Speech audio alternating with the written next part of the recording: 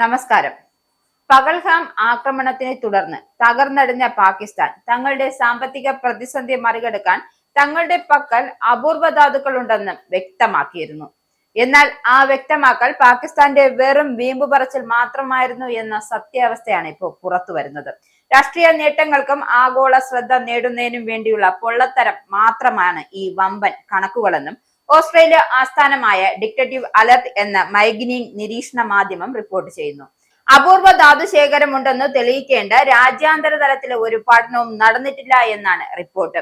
6 മുതൽ 8 ട്രില്യൺ ഡോളറിന്റെ ധാതു സമ്പത്തുണ്ടെന്നും പാക് സർക്കാരും സൈന്യവും നിരന്തരം അവകാശപ്പെടുമ്പോഴും ഇത് ഏതെങ്കിലും ശാസ്ത്രീയ പഠനങ്ങളുടെ അടിസ്ഥാനത്തിലല്ല എന്നാണ് റിപ്പോർട്ടുകൾ ചൂണ്ടിക്കാട്ടുന്നത്.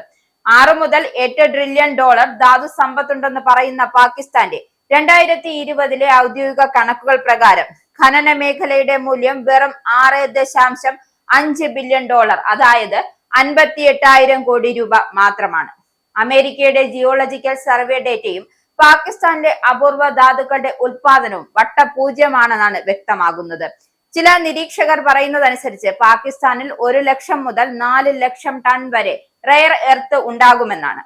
എന്നാൽ ഈ രംഗത്തെ പ്രമുഖ രാജ്യങ്ങളുടെ സമ്പത്തുമായി താരതമ്യം ചെയ്യുമ്പോൾ ഇത് മാത്രമാണ്. പാകിസ്ഥാന്റെ വാദങ്ങളെ തള്ളിക്കളയുന്ന പ്രധാന കാരണം ലോകത്തിലെ മറ്റു രാജ്യങ്ങളുടെ ധാതു സമ്പത്ത് എത്ര വലുതാണ് എന്ന താരതമ്യമാണ്. ചൈനയാകട്ടെ 4.4 കോടി, വിയറ്റ്നാം 2.2 കോടി, ഇന്ത്യ 70 ലക്ഷവും മുൻനിരയിൽ നിൽക്കുന്നത് അമേരിക്ക 20 ലക്ഷവുമാണ്. ഈ വമ്പൻ വാദങ്ങളും ആഗോള ശ്രദ്ധ ലഭിച്ച ഒരു സംഭവം അടുത്തിടെ അരങ്ങേറിയിരുന്നു.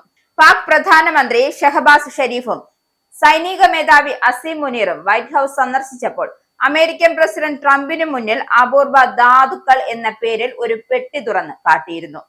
ചിത്രം വൈറലായതോടെ പെട്ടിയിലുണ്ടായിരുന്നത് അപൂർവ ധാതുക്കളല്ലെന്നും പാകിസ്ഥാൻ ഉദ്യോഗസ്ഥർ സമ്മാനിച്ച രത്നങ്ങളും അയിരുകളും ആയിരുന്നു എന്നാണ് ചൈന പ്രതികരിച്ചത്.